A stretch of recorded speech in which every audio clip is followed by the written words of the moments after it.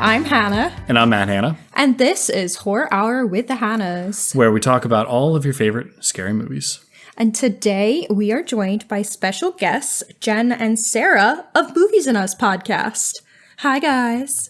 Hello, hello. We're so glad to be here. It was so fun to get to pod together a couple weeks ago on Death of a Unicorn. So we're excited to be joining y'all and talk about this movie. I think this is going to be a really fun conversation. So thank you for having us. My name is Jen. And tell us where to find both of you, please. And your podcast. Yeah, I'm Sarah, and I am the other host of Movies and Us. You can listen to Movies and Us wherever you get your podcasts. And you can follow us on Instagram, Threads, Blue Sky, TikTok, all the places at Movies and Us Pod. So come hang out with us and as we talk about movies. Yay, classic Matt interrupting someone immediately. It's going to be a good time. It happens. Actually, with the way we're recording, I could have just cut that out. It would have been fine. No, I'd like to call you out. It's fine. I wanted to say go listen to the episode where we talked about A Death of a Unicorn, which was not a very good movie. But it was a good episode. And it was a good episode. Looking back, I talked way too much, and I'm sorry. So I will give you guys the space to talk a lot about this movie. Talk over him. I was fired up when we talked about that movie. So... You really Listen, the best way to bond sometimes is to know that we all hate the same thing and we are willing to unleash all of that passion together. So I loved it. It was great. Well, I felt like you two are really good interviewers. I felt like you kept giving me the space to just say more and more. And I couldn't help it. I had to take it. All right, you need to learn from We had some feelings. Yeah. I need to learn. I need to. It was fun. Yep. Well, today... we are talking about a movie that we were very excited about. Yes. Which was much different. A movie that really makes me feel the opposite of Death of a Unicorn. A movie that makes me have faith in cinema. Which was Sinners. Yes. Sinners 2025 new release just came out in theaters last week. So we are on this very fast. But before we get too deep in our movie discussion, I do want to ask you guys a couple icebreakers. Since your podcast doesn't focus specifically on horror or anything, I did want to ask you guys if you had any specific favorite horror subgenres. Yeah, I can go first because I like to say that I'm a big baby and a big scaredy cat. So horror is sometimes difficult for me because there's imagery that just gets seared into my brain and I just can't unsee so much of it. So the type of horror that I usually really like and gravitate towards are ones that have a lot of social commentary built into the premise or the plot. So a lot of like what Jordan Peele does, I think is so fascinating and so interesting. So he's some of my favorite. That'll really get me butt and seat to go and see something when I see that as part of the aspects of horror movies. So yeah. What about you, Sarah? I love that.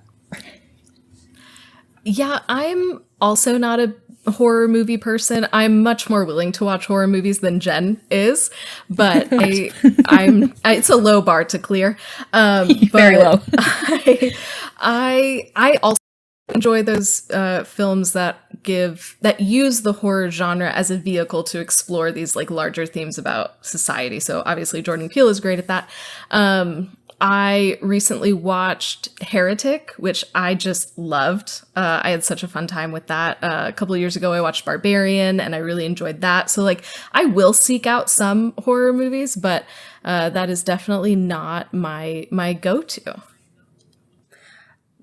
I love those answers because that is really what got me into the horror genre, I think horror does a really good job at giving the space to make a really interesting social commentary, if that is what the filmmaker is looking to do.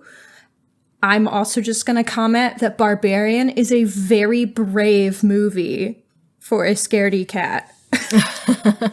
I completely agree. I was going to say, if you like Barbarian, you do like horror movies. That's what that movie scared the shit out of me. We saw it in theaters and I was hiding behind, like under my sweatshirt the whole time. I like pulled like my sweatshirt. I loosened like the collar of it because I was hiding so weird under it. I've said this on the pod before, but I almost pulled my hamstring in Barbarian.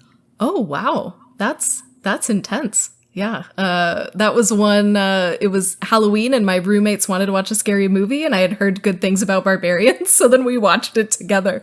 So maybe I am a horror movie fan. I don't know. We'll find out. All right, so let's chat Sinners. Okay, so Sinners was written, co-produced, and directed by Ryan Coogler, starring Michael B. Jordan as twins, along with Haley Steinfeld, Jack O'Connell, and Miles Canton in his debut film performance. And this film is also very fun because it was shot in IMAX, and it is the first time a female director of photography has shot movie on a large format like IMAX. It took this long? Yeah. That's insane. Right? Wild. Yeah. Horrible, but like awesome for her. So cinematographer Autumn Durald Arkapow. Good for her. Congrats. Good for you, girl. Might have said your name wrong, but we salute you. And she kicked ass, so... This movie looks so good. Yeah. Well, I did see, and I don't know if... we saw it in IMAX because we're crazy. Did you two see it in IMAX? I did not. I saw it on a standard screen, but the theater that I went to had so many different format options. There was one called, oh my gosh, it's like a series of a bunch of letters. It's like PB, RGX or something like that. And then they also had it in 4DX. There were like 7 different options. And I was like, okay, look, I'm not a horror person. I get scared easily. Let me go see the standard screening. But I'm sure this looked incredible. There's another version of the screening that I looked up that had like 3 panel screens. So there'd be a center panel and then 2 extra ones on each side to like add to the feeling of immersion. And I was like, oh my gosh, after watching this movie now, I want to go watch this movie in that format. I think it'd be incredible. But what about you, Sarah? Yeah, I also saw it in standard. Here's the thing, y'all. I am cheap. And I was like, I'm not sure. I'm sure this movie's going to be good. I'm not willing to pay that much money the first time around. I want my like $7 ticket. But man, for round 2, let's go see it in IMAX. That sounds great. So I feel that. I normally am not like gung-ho for spending the extra money, but we knew this movie was shot in IMAX. And 2, when we were looking for showtimes, we had a single day that we were available, and we could only do a certain time frame on that specific day, and so IMAX was the one that had the most seats available. Or I just lied to you and set us up in IMAX. No, I didn't do that. No, I was the one who picked it. I'm very glad we saw it in IMAX, though, because, and what you two missed out on is maybe not that big of a deal, but for me, when I saw the aspect ratio change mid-movie, I nearly jumped out of my seat. And it happened multiple times. I didn't catch it until one point I smacked Hanna. I was like pointing. I was like, do you see the bars, the black bars? Yeah, I pointed so hard on the screen that the black bars were disappearing. And I think that looks so cool. And I think Hanna has another fun fact about it that I also read beforehand. I looked at your notes. I'm sorry. So I'll let you shine about what this movie did. Stop reading my notes. It's cheating. Well, I was going to say it, and then I saw it was in your film notes. was shot in 2 different aspect ratios. And this was the first time that's been done for IMAX, this specific 2 types. So they spliced together 2 different film formats. Yes. That, from what the way he was explaining it too, the film stock is basically goes different directions also, where the things are. So they have to do all kinds of crazy work to get this to work. He said, quote, it was a pretty complicated process to shoot. So tracks. Well, but for us in IMAX, it was worth it. Yeah, it was very interesting. Like, this screen went from basically like almost, I want to joke and say it was at 4x3. It wasn't that tall, but it went from very tall to then he said during all of the like more intense moments, they wanted to have it as wide as possible, which I think kind of gives it that more like claustrophobic feel. So it was pretty neat. I was going to ask you, did you see the alignment of like when they chose to go wide, very, very wide versus more narrow? Because I bet that they spent so much extra like money and effort to make that happen. I'm sure that was so like significant for their meaning or symbolism that they were trying to weave in there. It was towards the end of the film that that happened, and it would kind of go back and forth from like a one scene didn't have it to one scene did. It was cool because they started jump cutting with it, which is when I started to notice it more. But at one point, I think it's right before they do a big fight. I'm not going to explain. It does the slow transition from wide to like tall, I'm calling it. And which Mission Impossible Fallout does too for a scene. It's really cool. And that's what it made me think of. But supposedly it had done it throughout and I just missed it because I was pretty locked into this movie, to be honest. Wow. I didn't notice till the end. So I just assumed that's when it was. So that's funny if it happened before that and we just didn't notice. But yeah, I really want to see this again. And I'd be very interested to like... not that I necessarily want to pay for IMAX again. I think you kind of have to. I would be interested to like note exactly when that's happening because it's definitely relevant to like the emotions you're supposed to be feeling. And yeah, I would just like to pay better attention to that now that I know it's happening. But moving on with a little more enough of this nerd shit. All right. Very small, silly piece of background. Before we get more into our actual thoughts on the movie, when they were filming this movie, the working title was grilled cheese. Okay. So like totally like the entire time that they were in filming. They were calling it grilled cheese? Yes. So when they were doing their little clip thing before grilled cheese take one? Yeah, so like there were articles that came out. It was like Ryan Coogler film tentatively called grilled cheese or whatever. Like working title grilled cheese has finished filming. Do we know why?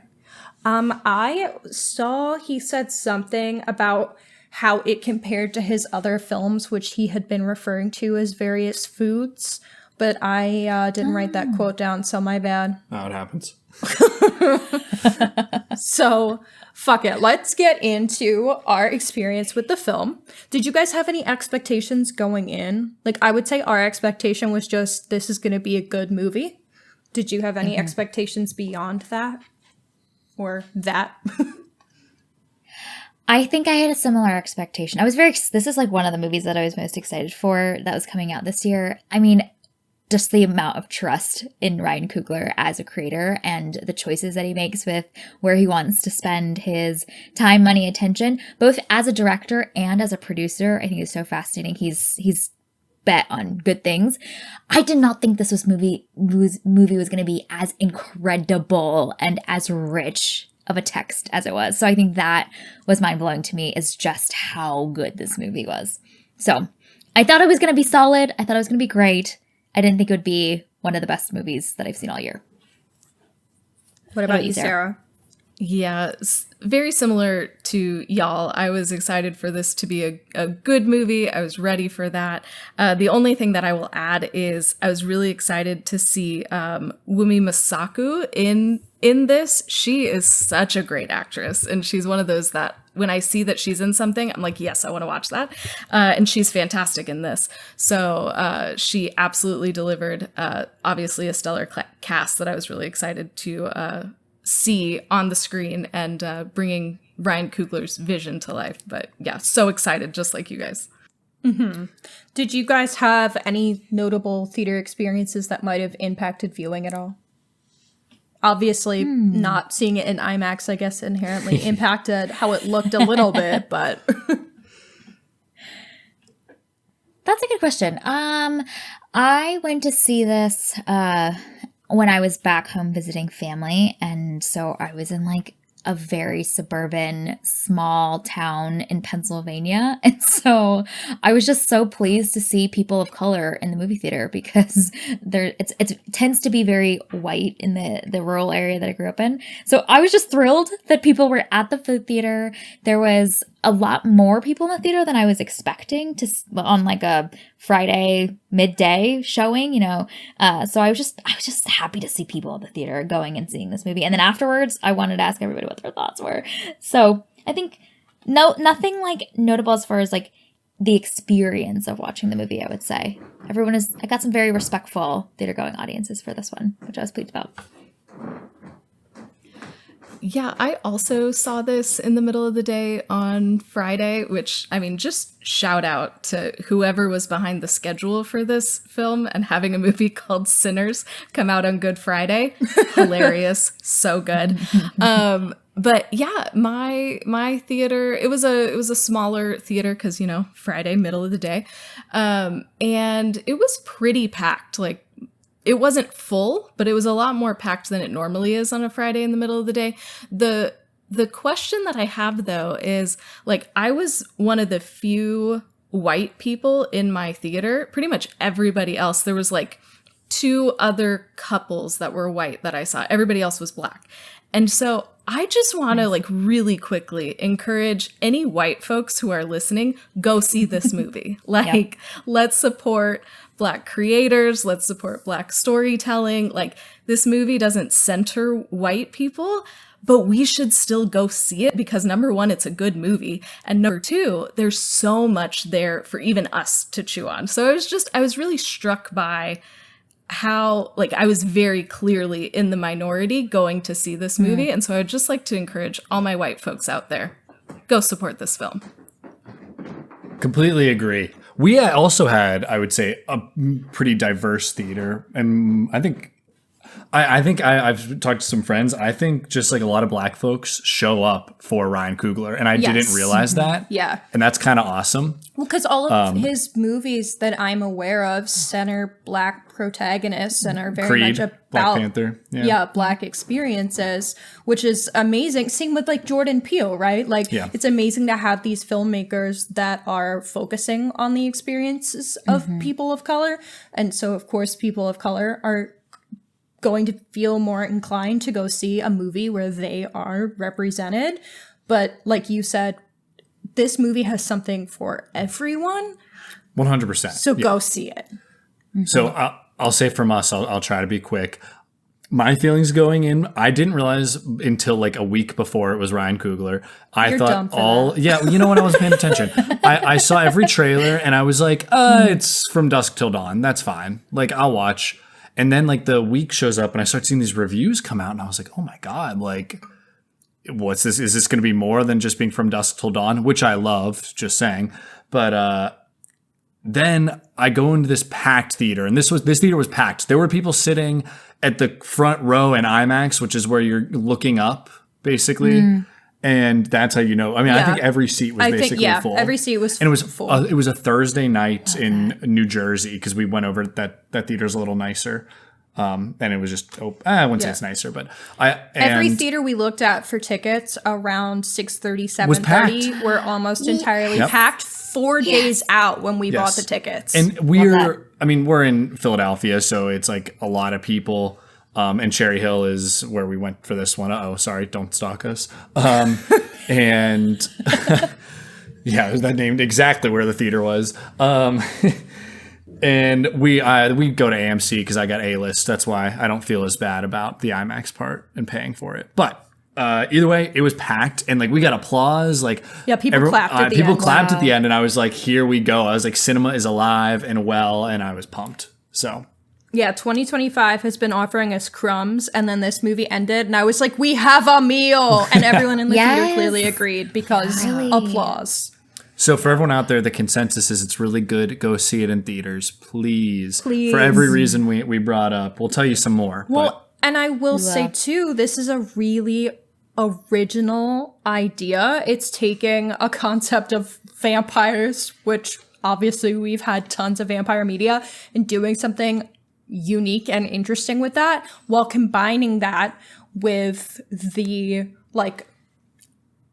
what's the word I was trying to say? I don't know. Sorry. When combining that with the period piece, the blues, the music storyline, I think it's a Western in my mind. Perfect combination of things and genre. It works so well, and I think we should always, always be supporting original ideas and original media. Especially people complain a lot that we get a lot of like stupid sequels or remakes, but if you're not going to go see and put your money into original ideas, that's what we're going to keep getting. So the best way I can put it is that this movie very much swings for the fences, and like it might have a few misses, but like for the most part it connects, which like I always prefer a movie that will swing for the fences and misses over like corporate slop any day. Yes. And for this one to swing and connect, it's like, oh my God, like it's just electric, you know? Yeah, 1,000%. And also PSA to anyone who's going to see this in the theater, which you are going to be because we've raved about it and we can't recommend it enough. Stay long enough to through till the ending credits. Not when the credits start rolling, like stay through that, okay? I think that's important because I saw a bunch of people in my theater just leave as soon as the beginning of the opening credits or the ending credits, start to roll. And I think they miss the scene that frames for me the whole rest of the film. And so Agreed. Make sure to stay. Yeah, the movie is not over when the credits start rolling. It's not even like a post credit. It's just it was a stylistic choice to show some names before the movie ends. So it's not over. Keep watching. Yep. So obviously we've raved about this movie. Let's talk without spoiling more specifically about what we liked about this movie. Sure. I have a lot to say. Let's let Sarah get us started. Works for me. Yeah, I think for me, the most notable thing about this film and the thing that really blew me away was the music and the way that music is so infused throughout this film and so important to this film. And this is also just a type of music that I love. So I was just having such a great time. And there is one scene in the middle that is just, I want to go see this movie again for so many reasons, but especially for this one scene. It's absolutely incredible visually and auditorially. So yeah, just the music throughout, the way that blues is so infused in this and the way that the film also plays with so many different musical genres as well is just absolutely incredible.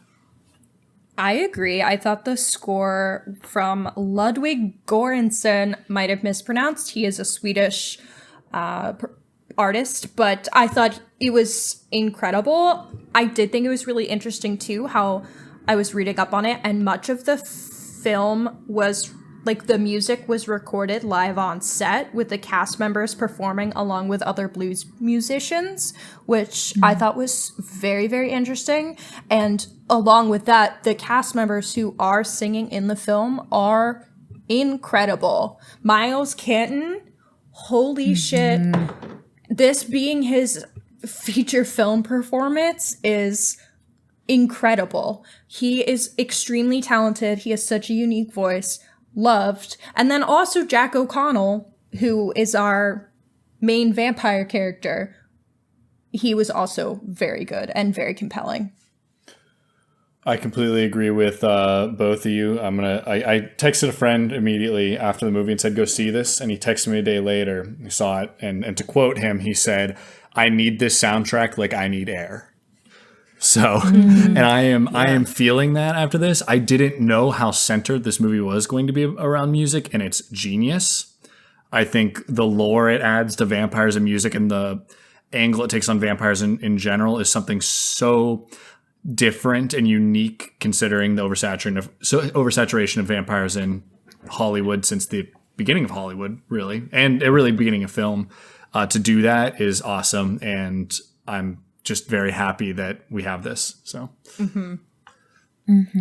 absolutely. And I think what's also really interesting around the theme of music in this film is the way that you see how much the antagonists, the foes, the vampires, the racists are looking to take what is so beautiful and part of the makeup and talent of this Black community and take it for themselves, which we've seen happen historically in the way that, white capitalists will take and capitalize on all of the breakthroughs and the talent of people of color that are in our oppressed communities. And the way that by the end of the film, music is a form of rebellion, it's a form of advocacy, it's a form of healing. I think all of that is also so woven into the text as well.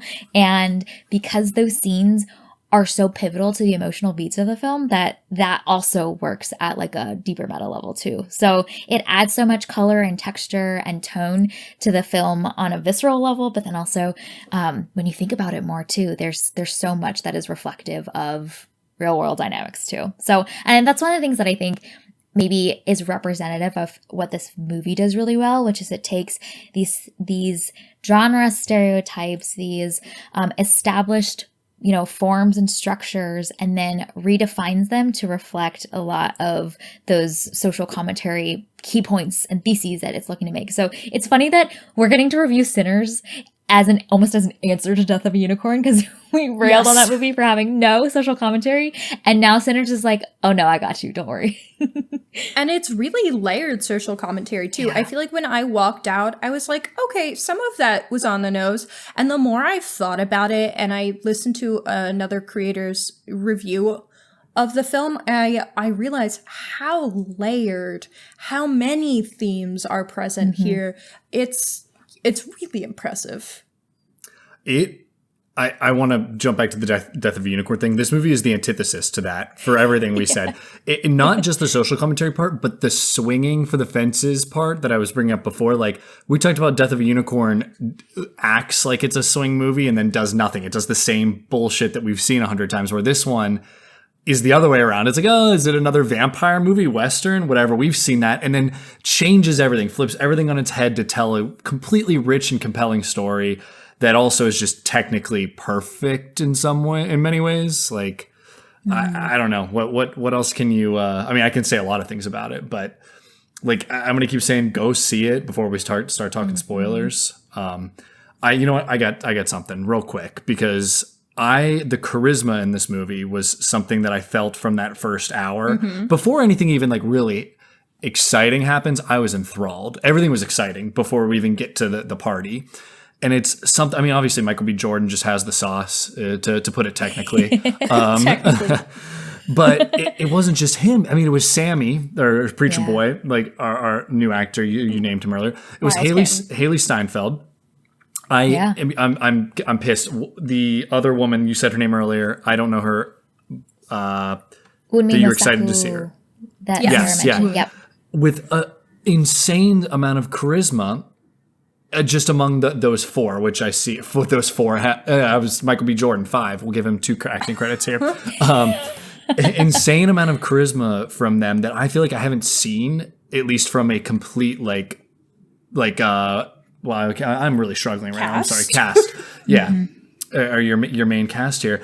And I'm sorry, I'm speaking too much, but one more thing. I feel like women don't get their due when it comes to the charisma side of things in movies nearly enough. And that's something that really stood out to me. Like, even the women, it sounds shitty to say, even the women have an insane amount of charisma, which is a huge testament to both the actors and also the script here and the way Ryan Coogler frames them. And I was like so excited about that, because they were just incredible. So, do you know what I mean by that though? Like, I feel like women don't get that. Yeah, I feel like a lot of times when you talk about performances, you're like, wow, this man is extremely charismatic. Yes, almost always. It almost feels like a gendered term. Yeah, I see that. And our female main characters in this are extremely charismatic. They hold their own. They hold the screen. They make you feel. They steal. They steal the scene. They're stealing scenes from Michael B. Jordan, which is like, I didn't know was possible for anybody. The other bit that I was also thinking about while watching, knowing that we were coming here to chat about this with you guys and we had reviewed Death of a Unicorn together, is one of our complaints about that film as well is it's very slow in the beginning, and then like all of the things go off the rails at the end, but it doesn't make sense. Nothing. Like, I think the beginning of Death of a Unicorn was supposed to make us like invested in these characters or whatever, and it just didn't work. With Sinners, it's kind of similar. Like, things are normal, things are going on, but that whole time you are becoming invested in these characters and their charisma, their charm. You're being immersed in their world. You're learning so much about them. Like, you just want to spend time with these people. So then when things go off the rails, you're even more invested. And so I thought that was another really interesting comparison between these two really different films, and the way that Sinners uses that beginning bit to really set up the emotion and introduce us and endear us to all of these really wonderful characters before things go haywire. Completely agree. I could have just watched a movie about the Smokestack Twins and never gotten to vampires and Preacher Boy for sure. But I just wanted them music. I wanted to see them get their little successful their juke set up, and I would have been happy. Yeah. What I will add as well is that this film looks so fucking good. The way it's shot, the lighting, the texture, the color. It is so well done across the board. There are some really impressive one-shot scenes, like the scene. I know Sarah brought it up, and I was like, I'm ready to talk about that too. We will talk about that when we're spoiling the movie, because it is the scene of the movie. Everything looks so great, and clearly there just was so much forethought and planning that went into this movie. The people look great. Their outfits look great. The costuming, holy shit. I loved the costuming. Michael B. Jordan especially. Both of those outfits, they were suave as fuck. He looked so good. But also the fact that they used those outfits and the coloring in those outfits to differentiate his two characters, the twins, in addition to their, slight personality differences and quirks. The way that they used costume and color to differentiate them was also really impressive. There's never a point when they're on screen, in my opinion, where you're questioning which of the twins you're looking at. And it's kind of pulpy, like almost like comic-y, but it works. Yes. It's like it's silly stupid, or other way around, stupid silly. But like it works to that's all you have to do. Make them charismatic, put them in nice outfits, and have them wear red and blue, and it's gonna work for me. Yes. So. Yeah. That is something that at the beginning of the film, like the first few minutes, was a little bit distracting for me. Is seeing two Michael B. Jordans on screen, you know what I mean? Because he's just such an iconic actor. Yeah, that I was like, oh no, I need to get past this mental barrier. This cannot ruin the movie for me. And in thinking about this movie afterwards, like you could have cast two people that are brothers in some way. And for the choice of them to be twins, I think is so interesting, and like the meta commentary of the movie in general, to have almost these like two faces, these two sides, the yin and the yang, the way they show up in the world being so different as kind of opposites in a lot of ways, and how that impacts their choices and the way that they show up for the people in their lives. I think there's just like so much there for them to be both Michael B. Jordan actually is significant. Because my question was like, why make them twins? Why not have them be two brothers and cast another actor? But I actually think it's essential for them to be twins specifically for this movie too. So like even the details of those choices are so spot on. Mm-hmm. I mean, also, who doesn't want two Michael B. Jordans on screen? I love two Michael B. Jordans on screen. And in real life, I'd like that too.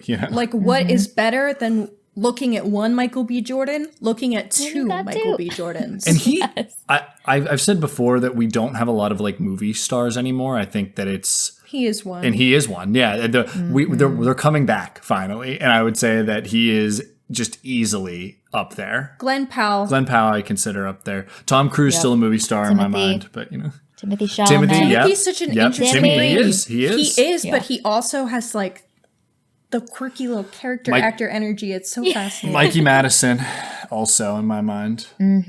Sydney Sweeney is in that generation of people. Yeah, I haven't seen it quite from her, but people put her in that Butler. group. Austin Butler. I was thinking Austin Austin Butler. It's all the we got to name all the Once Upon a Time in Hollywood. Zendaya. Sorry. Zendaya. Yeah. What's the joke that it's like the entire cast of Dune, basically? Yes, exactly. Yeah. Yeah. Lawrence Pugh. Yeah, facts. Yes. I was free. But like we're getting it again, and it's like thanks to movies like this that we're gonna have movie stars again. And not to be hyperbolic, like this is a kind of movie that saves cinema in my mind, and like leads us into the next generation in the right direction out of what is like a weird time, I would say, in film. We're still getting a lot of good films, but like a weird corporate time in films. So bring me more. Well, and you said it, Hannah, that like this year we've been getting crumbs. Like the number of 2025 films that I've given between 2 and 3 stars on Letterboxd, it's all of them basically. There's only like one other movie that I saw in theaters so far this year that I had a fun time with. But like Sinners is a cinematic experience. Like that, it's a movie that will wow you while you're in the theaters. It'll make you feel all the feels, and then it gives you so much to think about and talk about and unpack. Like I saw this by myself on Friday, and I came home and I had to tell my roommates about it, and then they went and they saw it the next day. Like, this is one that you will want to talk about. This is a theater going movie. Like, this is the whole like cinema is back thing. Like, that is how I feel about Sinners after a few months of kind of just mediocre films in theater. And it's so silly because it's just like a vampire Western. That's what we thought we were getting. Like, I had no idea this is what we were going to get. And that's the thing that I think is so fascinating about this movie, that I hope like the legacy of the film will fully be realized, which is that this takes a genre popcorn movie and makes it so palatable to a mass audience while also being so rich in its text. Like, I hope the film world takes this movie seriously, as well as I hope this movie makes a shit ton of money. You know what I mean? At the same time. And so its ability to straddle being so technically great, so from a text perspective, so rich and layered, like you were mentioning, Hannah, but then also to like just be really fun. Like, that's hard to do, to have like a thesis and a point and something to say while also being really fun and having people show up for it. And so this film's ability to kind of like do it all, really, I hope is fully recognized. Is there anything that we didn't like about Sinners before we hop into spoiler territory? Because for me, I don't have one. Fine, I'll say one thing, and I don't want to. Oh no. I'm under duress. Gun to my head. Gun to his head. That's what I'm doing over here. Once we finally did get to like the action scene with the vampires, I was like a little underwhelmed by the like fighting there, and I was happy that it was short because I didn't really care about the fighting. That's all what this movie was about. I was so invested in who these characters were and like their journeys that I was like, this is kind of just a little roadblock for them. Well, and you know, I think they knew that. That's why it wasn't. That's why it's a like shorter, prolonged, exactly. Yeah. And that's like kind of, I'm glad that they did that because it was a weird feeling. I was like, well, I'm having so much fun like leading up to this that I don't even like need this part at this point. I'm still happy we got it, but that would be my only time where I was like, I felt it was just okay in that moment. But everything else, fantastic. Yeah, I would say I don't even know that this is a dislike, but it's kind of similar to you, Matt. I was during the vampire scenes, a lot of them, honestly, I laughed just because of how much blood there was, and the blood looked so bad and it was so like campy. And so I think for me, I don't think it's a nit or a negative.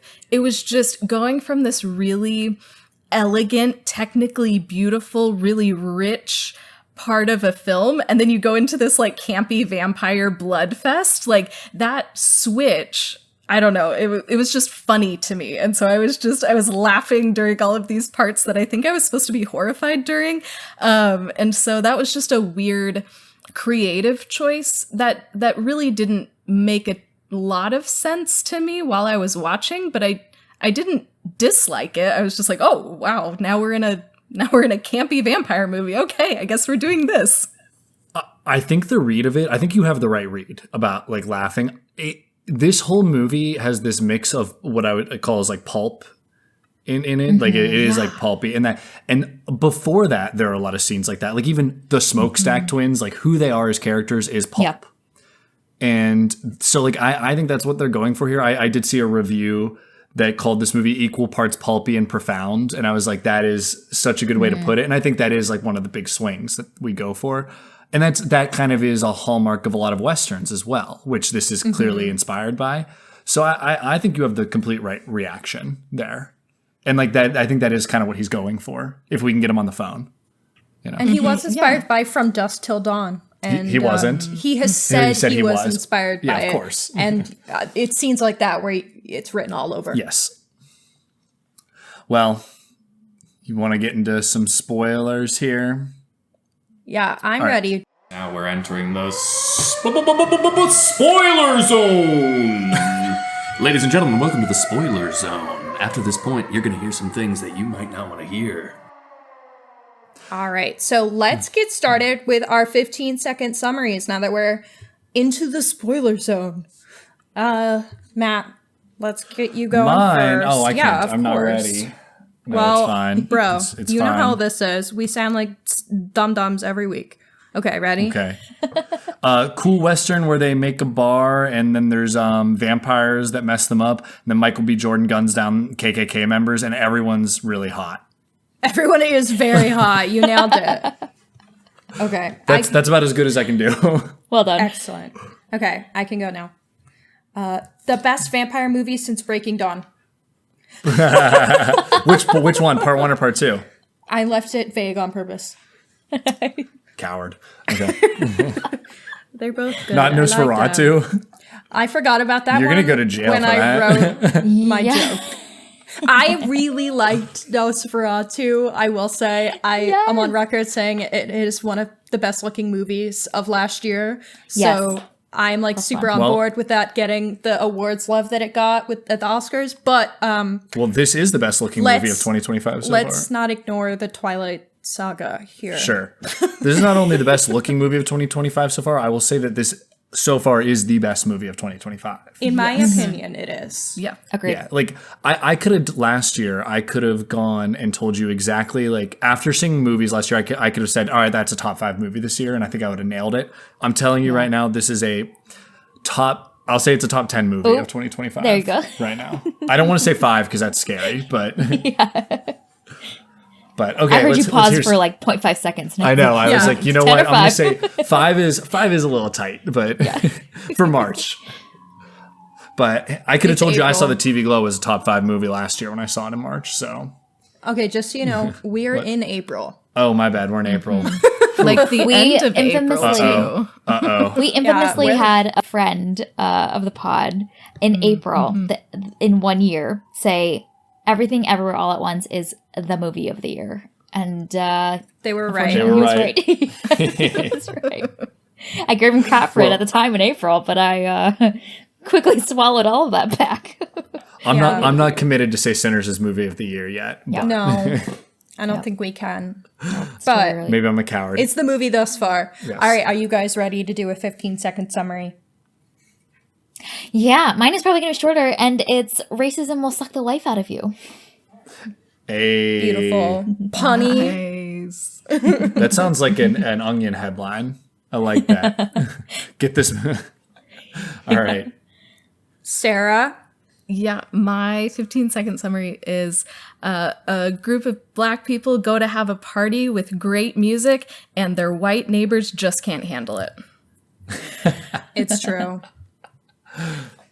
Okay, and now for our full plot description.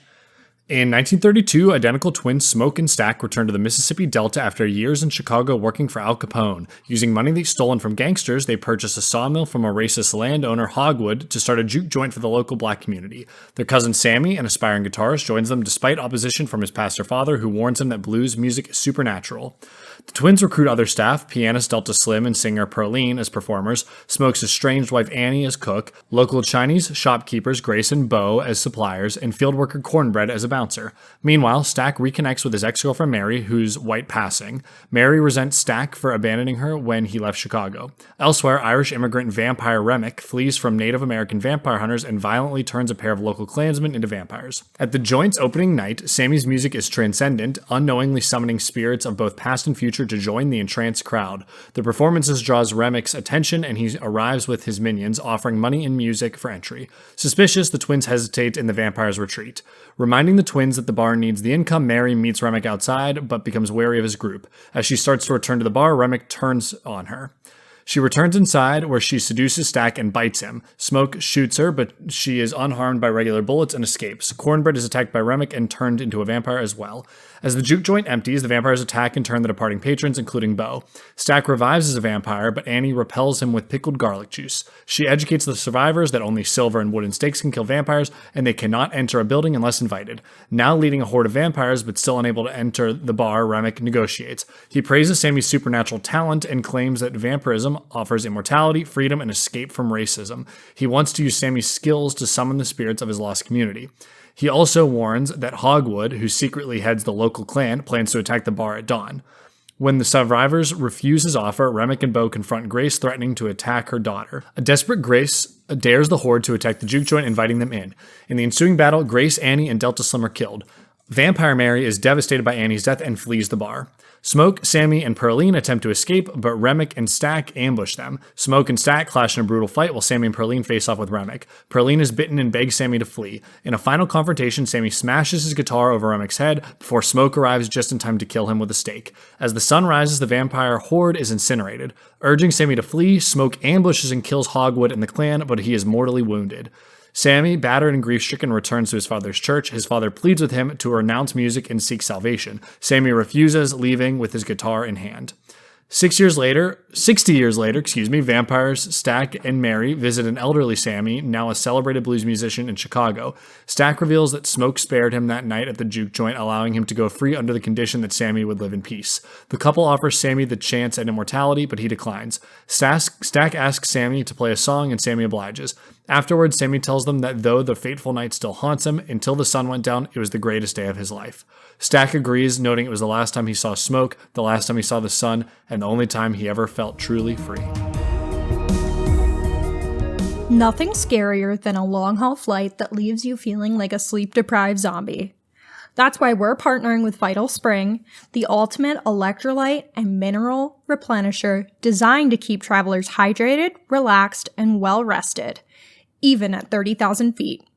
Inspired by a 500-year-old mineral spring, it's packed with essential nutrients like magnesium and calcium to help fight dehydration and improve sleep. Don't let jet lag turn you into a horror movie victim.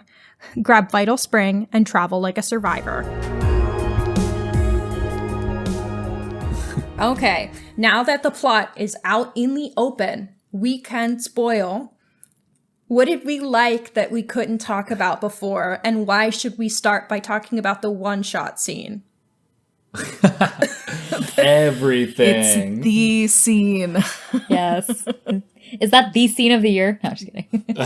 Thus far. I'm going to let you guys talk about this one. I'm going to say what I said to Hannah, though, and excuse my vulgarity, even though we've been vulgar the whole episode. We're watching, and I try not to talk in the movies too much, and this scene is happening in the middle, and I just lean over to Hannah, and I go, now this is a fucking movie. And that's all I said. Yes. So, Sarah, you brought it up first. Let's tell us about this scene, please. Tell us what you thought. Oh my gosh. It's just there are some scenes that I just get like hyper fixated on, and when I'm watching it at home, I will just stop and I will rewind and I will watch the whole scene over just because one time wasn't enough. And I wished in the theater I would have been able to just be like, okay, everyone, we need to pause and we need to do this again. One time was not enough. We did not fully drink in how glorious this is. Because, so like, we've already talked about the music. It's fantastic. But in this one scene, they are able to combine all of these different musical styles together in a way that's just so interesting. And you get these really interesting like clashes that happen, but also all of the different stylings, they build on each other in a really interesting way. And then that's paired with all of these visuals that are absolutely stunning. The cinematography in this scene, I don't know how they did that, but man, that's like months of work and just absolute expertise and precision on the screen.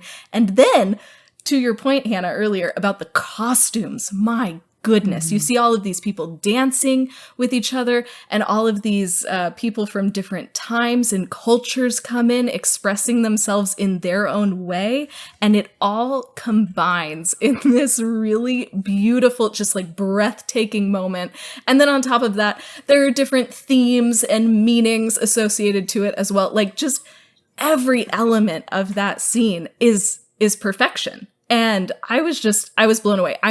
I've said it already, but I'm going to say it again. I want to see this movie again because the whole movie is good, but I really, really just want to watch that scene again. Like that scene is phenomenal. And honestly, I haven't stopped thinking about it. And I saw this movie 4 days ago. So yeah, that is the scene of the movie for me. Sarah, I'm picturing you standing up on your chair, looking at everybody, going, "Are you seeing this?" And, like, Right? pointing- Like, that is how I Please, felt in my please. heart. I was like, let's do this again. Let's more fully appreciate this.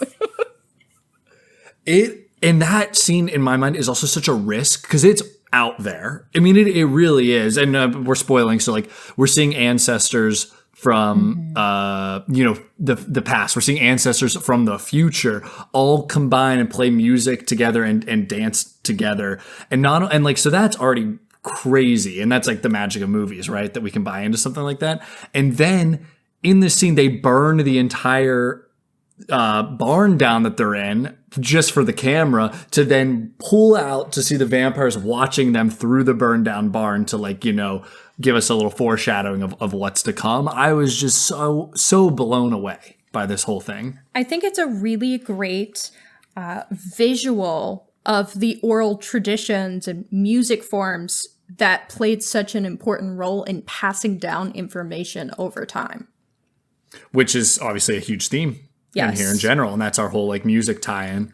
Yeah, I thought it was such a beautiful representation of that.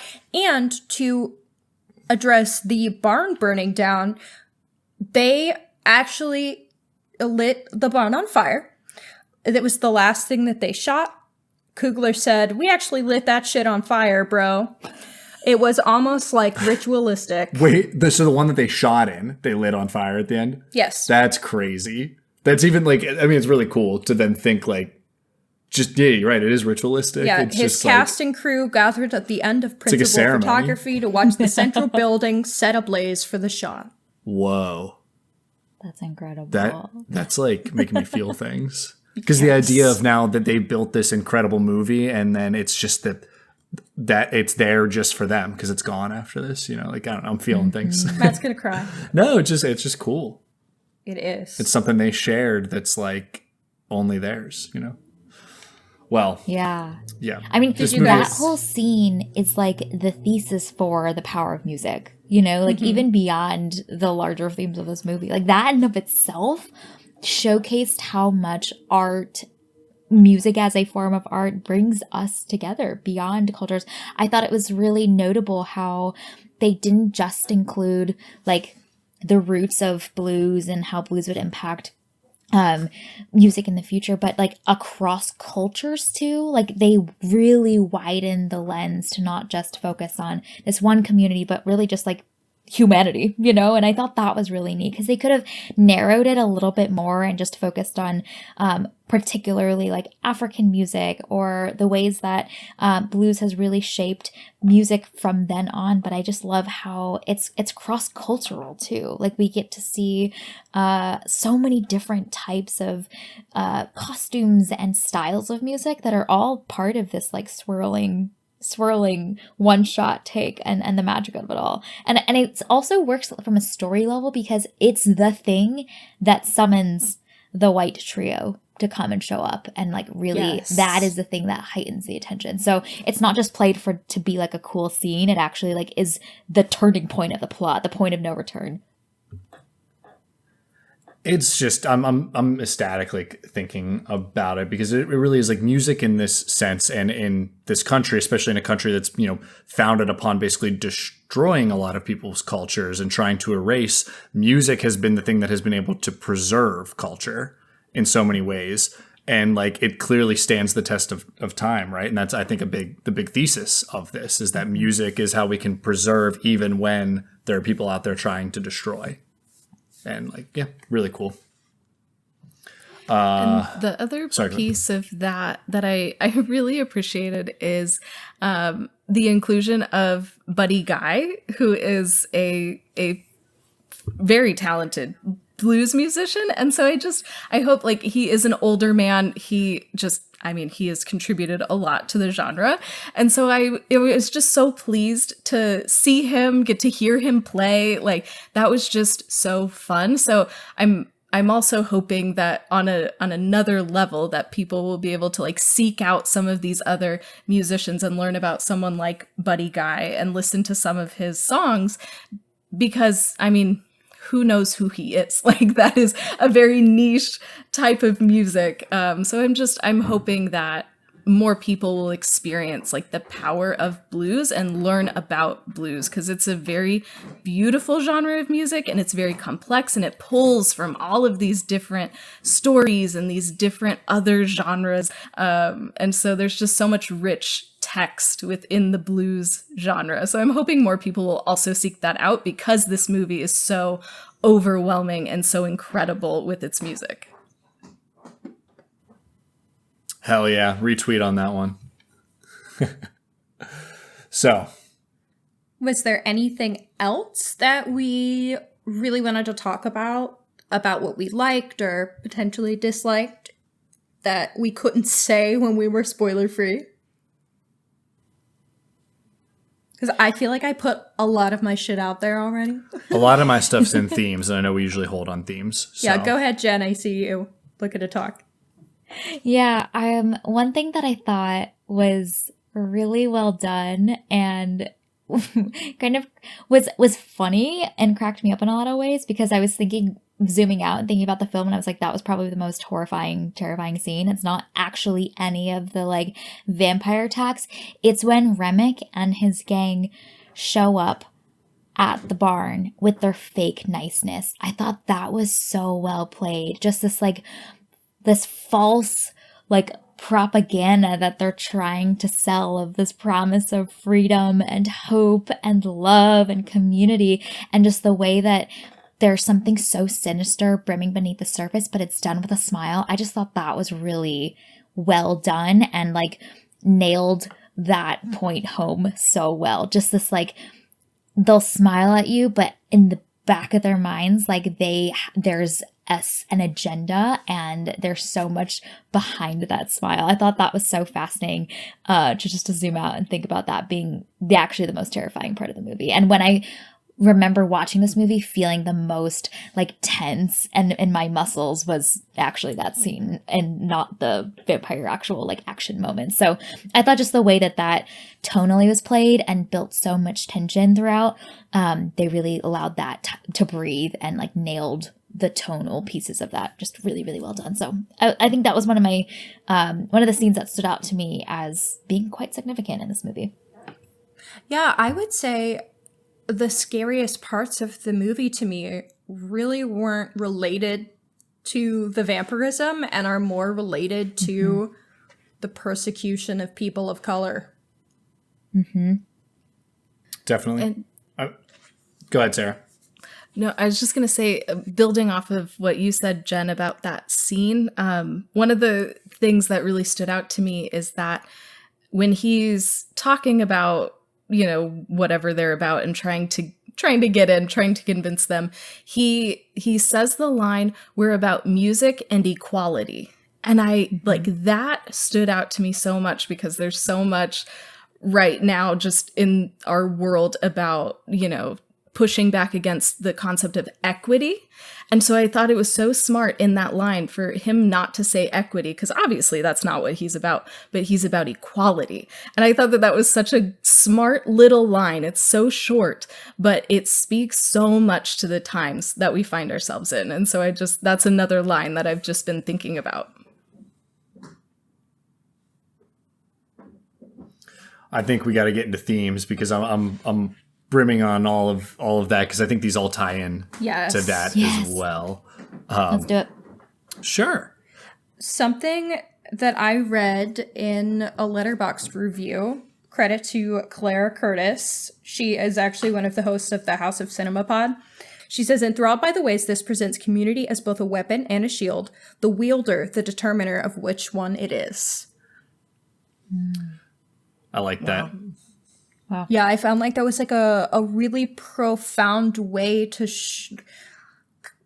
explain, I think what this movie is doing with community, because there are bits obviously where this is a community coming together. It's showing the power of this community and how they are celebrating their culture through music, while our bad vampire, whose name I cannot recall, is trying to use this promise of community as his weapon to tear them apart. Yeah, so when it comes down to our lead bad vampire, I think there's actually a lot of conflicting themes. It's very nuanced. Yeah. I don't read this straight up as that like he is bad white man in this situation. I think that there are a lot of scenes where you can read that, specifically the ones you're talking about where they're trying to get into the party and like it's a space that they're not welcome in. And so I think what's cool is Ryan Coogler gave both of these conflicts in here, which great call by both of you. Yeah, for that one, because I think that's such a good poignant scene. So. I do agree with you in that I think it's very deliberate that he makes the bad vampire Irish, which is a very historically persecuted population. Yes. And he was clearly older, so he was coming from a previous persecution by the English, right? Like that was like the coins he had. Mm-hmm. So like that was definitely a deliberate choice. But continue. Go ahead. Yeah. I mean, okay. Sorry. So I will say, given that, I thought it's interesting to see him basically saying like, there are moments where he's like, no, like if we do kind of like team up here, we can take out the greater evil, which is like the actual KKK white men in this town. And I like really like this take on vampires. I like this idea where he is making kind of a point where I mean, obviously this dude just wants to make more people that he can have thralls and like take over. But there is kind of an idea of like, well, this community could band together and all be vampires to like save themselves in some ways. And you kind of get that side of it, especially once more characters like Haley Steinfeld and I don't remember if it was Smoke or Stack gets turned. Stack gets turned. Mm-hmm. And I think that's really interesting because there is like a moment there where you're like, well, you know, that's an option. Like just have the whole black community be vampires and take everybody out like in this area. And I think he's giving us both of those kind of things to chew on, especially with where we get to the end where Stack and Haley Steinfeld's character are still vampires and living happily. So any thoughts on that from you two? Yeah, one of the things that I was thinking about a lot after the film ended is the kind of alignment of vampirism as the system of control, and particularly a lot of what Annie says about how becoming a vampire is actually the worst form of a curse that you could have, because you know you don't have true freedom in life, but you also don't find that like catharsis and freedom in death either. So you're kind of like truly stuck. And so that's why she asks Smoke to kill her if she gets bit, because she doesn't want to live this like half life. And I just thought the like way that vampirism and kind of being under the control of this state is a form of being stuck. It's a form of bondage, and just kind of the parallels between that kind of half existence where you're alive, but you're not really alive, but you also don't get to find some sort of freedom in death. Like that is just, there's so many parallels to that with people that are in bondage of some kind. And I thought that was so interesting. I didn't think as deeply about this while the film was unfolding, but afterwards I was like, of all of the different types of genres that Ryan Coogler could use and employ to make this larger point, like there's a lot of interesting aspects about the rules of being a vampire that are woven into this and being compared to what being controlled by a larger power that is keeping you in bondage and not allowing you either version of freedom, whatever that looks like for you, is a really fascinating concept in kind of using the rules of this traditional type of character and playing that out a little bit. Playing with it. I think this movie is constantly asking us what freedom really means for these characters. Mm-hmm. Freedom, you know, in general for people of color at the time, because this is Jim Crow era. Freedom, like does vampirism, like you said, actually bring you freedom, because you still don't have freedom in death because of all the rules of vampirism. Also with Sammy considering the church and the control that religious systems can have over you, and like his choice to choose between the church versus music is another piece of that as well. I agree with everything you guys are saying.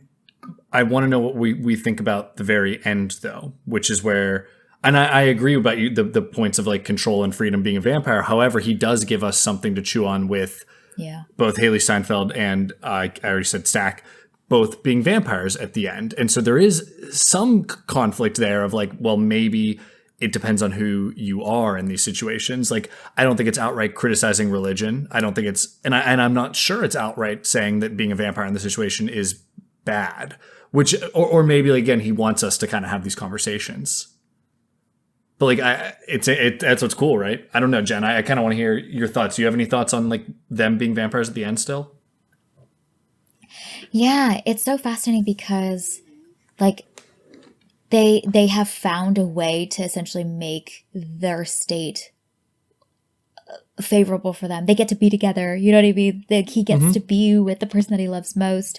And yet he also talks about with Sammy about like not ever getting to see the sun and constantly having to like just like roam the earth. And so it does complicate that. I totally agree. And I think that like in both Stack's situation and for Sammy, like they kind of share this like knowing with each other. Like they've made trade-offs and they've chosen what they can with their lives. And so like Sammy's choice to also like live out what he believes is his calling, to advocate through music, and for that to be a way that he's finding some sort of freedom for him is enough for him in this lifetime. And similarly for Stack, I think him getting to be with Haley Steinfeld's character and to have that love be possible, which wouldn't be if he were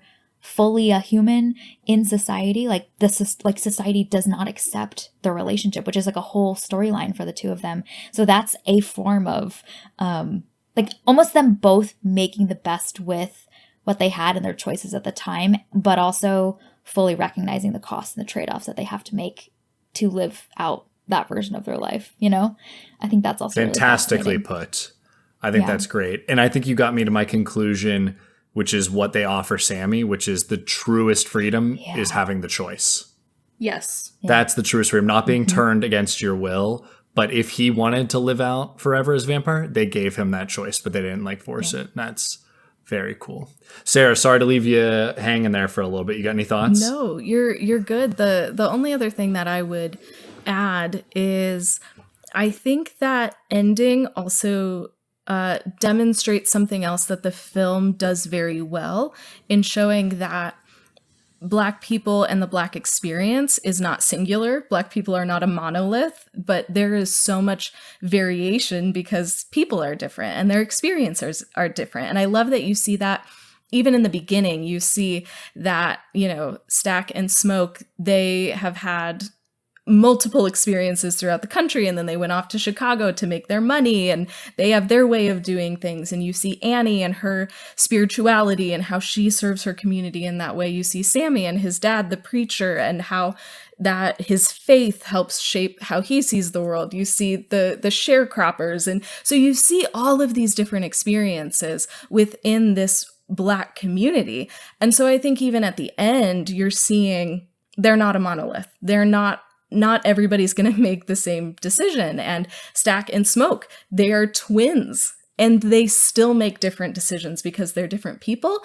And so I think in our culture, it's so easy to try and make groups into a monolith and think, oh, all Black people are this way, all white people are this way. Like, and it's not that. Everyone is different. Everybody has agency. We can make different choices based on our personality and experiences and desires and all of that. So I think even the end is showing us that piece of the human experience that we don't always see in films, especially when it comes to Black characters. So I loved the variation all throughout the film and even in the ending. My jaw dropped when you brought up the twin point. That was very well put across the board, Sarah. I didn't catch that at all about the twin thing. That is unbelievable, and I think you're entirely right.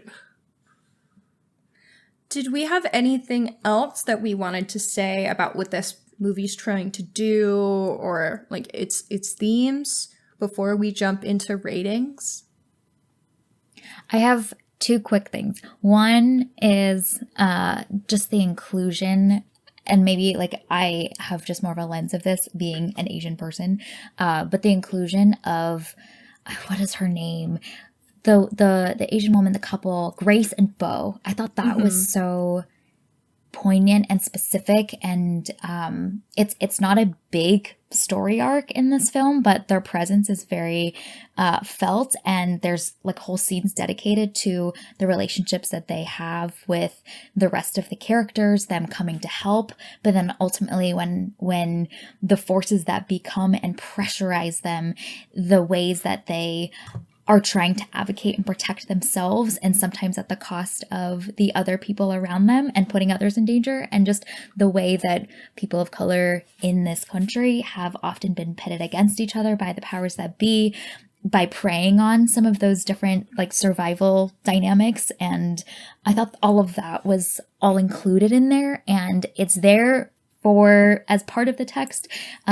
It makes for just a really like fascinating larger point, and I think a much more nuanced perspective around not just this one people of color community, but kind of even zooming out its thesis to be much larger than that, actually. So even the inclusion of Mary, Haley Steinfeld's character, her being, I think it's like a 1/8 Black, and just how much the concept of using race in and of itself as a system of suppression like cannot make sense for when people love and are made up of so many different parts of their cultures and their ancestry. Like it doesn't work. And I love that there are these characters and plot lines and plot points that are included in there to make a larger point, not just for this one community, but for like the system and the paradigm that exists. So that's one point that I want to make. The second one, I'll make it quick, is just I've been thinking a lot about Ryan Coogler's like career choices and him being so intentional. He hasn't, I for some reason thought he had made a ton more films. He's actually made, I think, 9 feature films, maybe a few less. I don't know. I have to double check that number, but just the way that he's chosen to use and build his influence over time from these blockbuster, big mega hits, taking like big IP and building a name for himself that way, but then using that influence and marketing power, the network relationships, the resources, his producer credits to be able to make a film like this feel so intentional. So I know that like I get so frustrated with the big IP stuff, but it's been fascinating to see him actually leverage that to drive that mass attention and appeal from an audience of people and help market a film like this. So just thinking about like using the film system, the studio system for his advantage has been a whole thought train with this movie as well. So those are my 2 quick things. It's almost like a meta commentary in itself as well. Yep. I don't want to stop talking about this movie. I know. If we let ourselves, this could be I think just keep going. 3-hour episode. And I think it's because, like we said, there is debate, there are conflicting themes, which I think he has in there anyway. So there's so much would be like, oh, I'm reading it this way, but I also see this, and like, it's so cool. I want to talk about music quickly, and I know we spoke on it a little bit, but I think the idea of having vampires being like drawn to what I'm calling bards in this situation, you know, the people that preserve culture, pass down culture through music, is really, really neat, because if we're reading it from the idea that vampires are trying to be destructive, we can read it as, you know, cultures trying to be erased by the system, right? Fantastic. They're stealing it for themselves, which we see all the time, especially like still in the US. I feel like Black culture is constantly stolen and repurposed by white folks, sometimes via appreciation, sometimes via destruction. Sometimes just appropriation. So it's both, right? And so that is so cool, and such a cool change to vampires. Love it.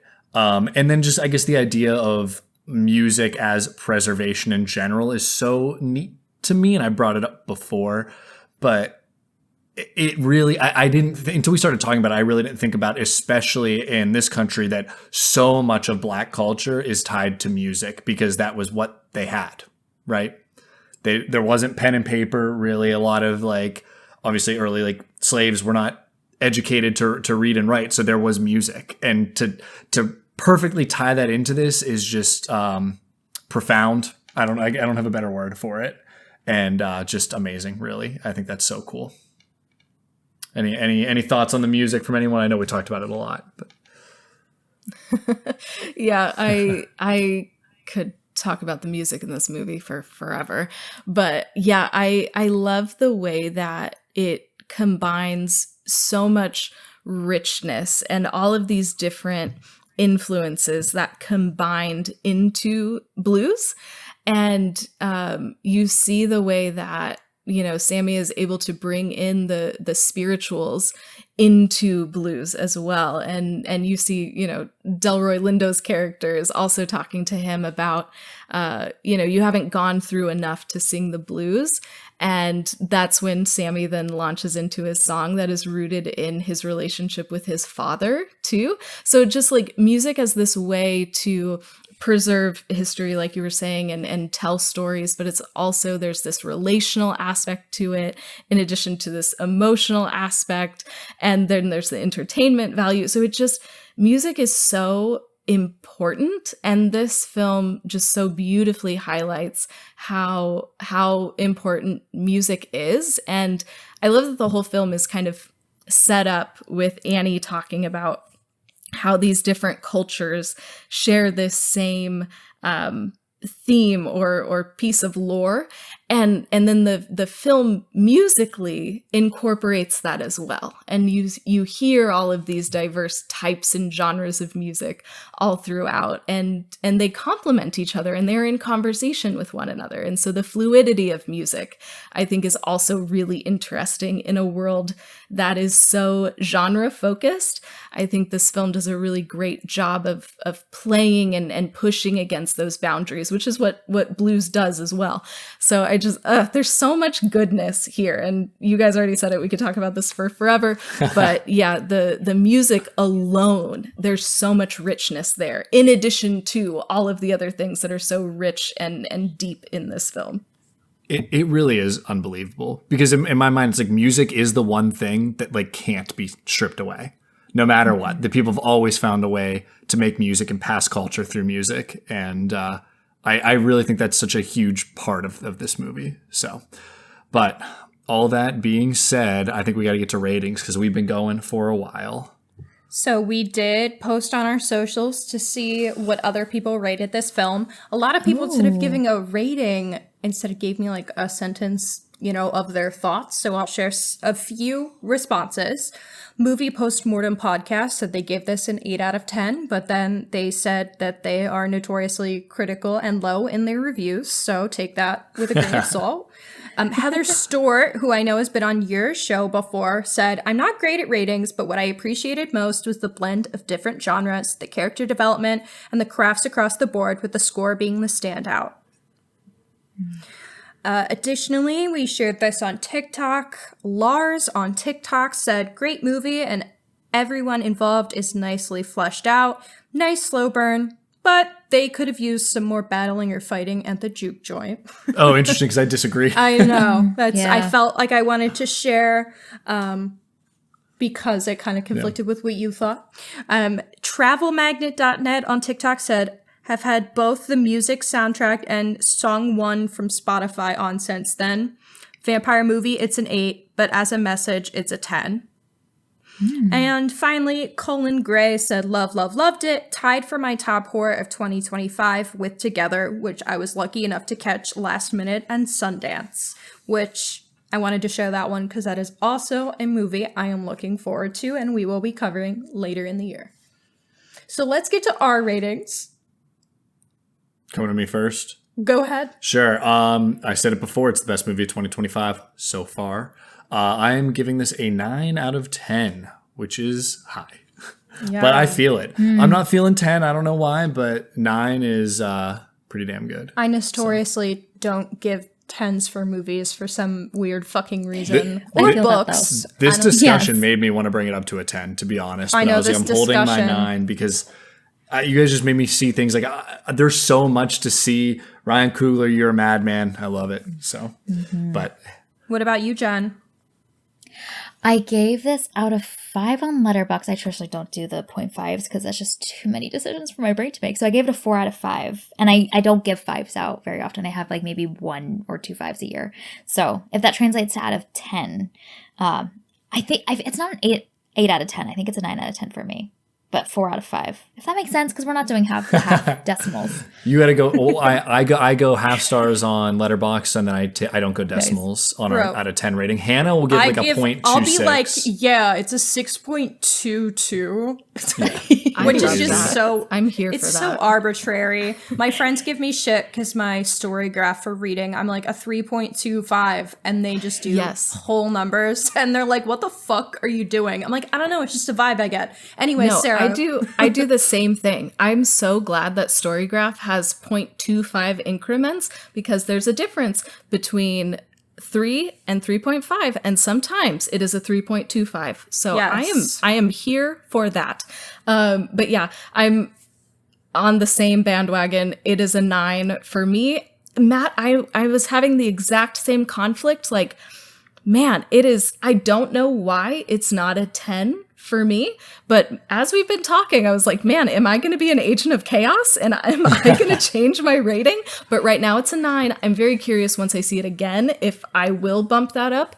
But yeah, right now, rounding it out, another 9. That second watch is going to hit so hard. Oh, I'm so excited. I'm ready. Agreed. I also gave this movie a 9.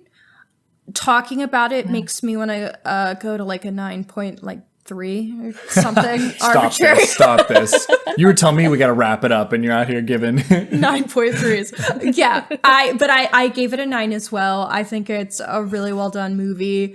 It's not my like all-time favorite movie or anything, but I think this movie has so much value, and I'm excited to see what the experience is like on my next watch, which will happen in the near future, I'm sure. I know. We're going to make another episode to talk about more after watching Part it again. 2. Because you guys can come back if you want. We'll do all this and talk about all the same stuff. We'll have seen it in IMAX, maybe. Right? Like, I know, that's what I'm saying. There's so much to talk about. We'll have a whole 20-minute segment on the aspect ratios. Yes. I know someone's going to complain on our YouTube channel that we didn't say something about something, and I'm going to be mean to them. I don't know. You can but pull that up. It's fair. Like, you can't fit everything into an hour-long episode. So, like, we could do a part 2, and it would be a completely different conversation than the one that we just had. Yeah. We had someone comment the other day, why didn't you talk about the music in this? And then I were like, not this movie, a different movie. But and I was just like, you're killing me. Anyway, thank you guys so much for coming on. We had a lot of technical difficulties, but ultimately I feel it was worth it because this was a very good conversation, in my humble opinion. 100%. Thanks to you guys. So tell us where to find you again. Yeah, you can find us at Movies in Us Pod. We're on Instagram, Threads, and Blue Sky on all the socials. And then our name is just Movies in Us Pod. So you can find us on Spotify, Apple Podcasts, all that goodness. This was so fun. Thank you so much for having us. It's always, I always learn and like see new things when we get to talk. And it's always a great time. Yeah, we loved it. Yeah, this was great. Thank you so much, guys. And for inviting 2 non-horror movie people onto your horror podcast. This is great. We love having non-horror people on the show. I feel like everyone brings their own unique insights regardless of what genre is their preference. Yeah, 100%, because we're like, as I've said before many, many times, I think we're film people first, horror people second. So it's like, I like to talk to some film people, you know. I like our horror girlies too, though, so. Yes. Well, that is all for today, folks. Go see this fucking movie. Yeah, go see it and go subscribe to Movie and Us podcast, or, you know, download 5 stars. 5 stars stuff. All around us. Yep, all around us, them. It's important, you know. All right. Thank you. Adios. Yes. Yeah, well, thank you very much. This has been Horror Hour with the Hannas. We'll see you next time. Thank you for listening to Horror Hour with the Hannas. Make sure to listen to future episodes on Spotify, Apple Podcasts, Amazon Music, or wherever else you can find podcasts. You can also find us on YouTube, where we post episodes and shorts. You can follow us at Horror Hour with the Hannas on TikTok and Instagram, as well as at Horror Hour on Blue Sky for more content. If you like the podcast, please follow and leave a review on your favorite podcasting app. Happy hauntings!